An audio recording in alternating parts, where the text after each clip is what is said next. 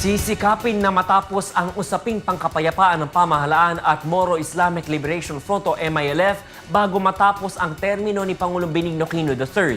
Ito ang balita ni Nel Maribohok.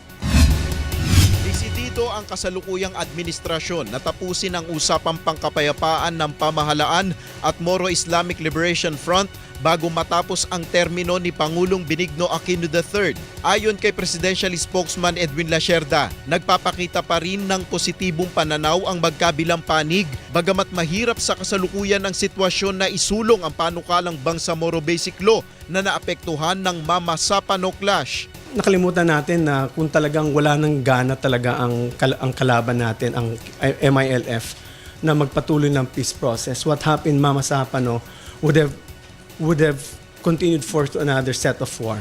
Kaugnay nito, naninindigan naman ang Malacanang na walang kinalaman si Pangulong Aquino sa operasyon sa Mama Sapano pagkatapos na ihayag sa Senate probe ang palitan ng text message ng Pangulo at ni-resign PNP Chief General Alan Purisima. Everybody was accusing the President of knowing everything before the operation or the casualties early on. There was no such information. The text messages clearly showed that bits and pieces of information were provided to him. Sinabi pa ng Malacanang na malinaw naman ang tungkulin ng Pangulo pagdating sa mga operasyon laban sa terorismo.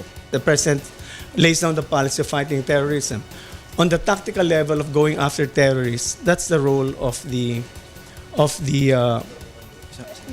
ground commander or the tactical commander. In this case, the President has a standing order to fight terrorism, and the tactical operation was done by General Peñas. Sagot naman ng Malacanang sa kwestiyon kung bakit patuloy na nakikipag-ugnayan si dating PNP Chief Purisima kay Pangulong Aquino at dating SAF Director na Peñas bagamat suspindido na siya nang maganap ang Mama Sapano Clash. As to why na Peñas was texting General Purisima and General Purisima reporting to or informing the President, that's another matter for General Purisima and na Peñas would have to answer. I don't know why that is the situation.